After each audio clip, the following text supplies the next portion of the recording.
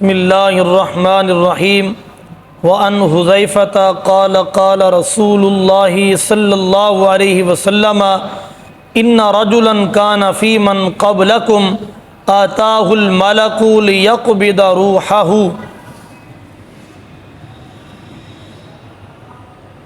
حضرت سیدنا حذیفہ رضی اللہ تعالی عنہ روایت فرماتے ہیں کہ نبی کریم صلی اللہ علیہ وسلم نے ارشاد فرمایا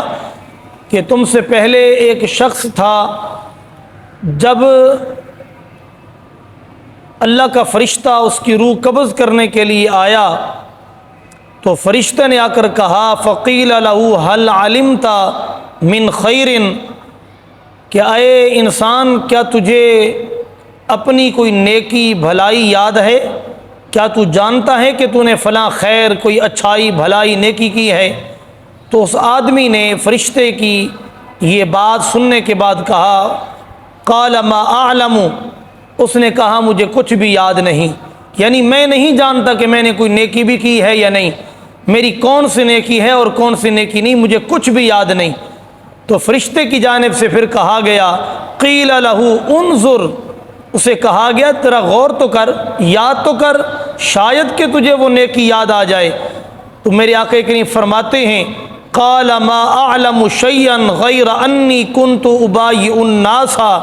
فی الدنیا، اس شخص نے کہا کہ یار مجھے اور تو کوئی بھی نیکی یاد نہیں آ رہی، ہاں مگر یہ ہے کہ میں دنیا میں تجارت کرتا تھا، دنیا کے اندر خرید و فروخت کا کام کرتا تھا، لیکن جب میں کسی کو کچھ بیچتا تھا تو میرا انداز یہ ہوتا تھا کہ جب ان سے تقاضا کرنے کی باری آتی تھی تو فرمایا فَأُنذِرُ الْمُوسِرَ،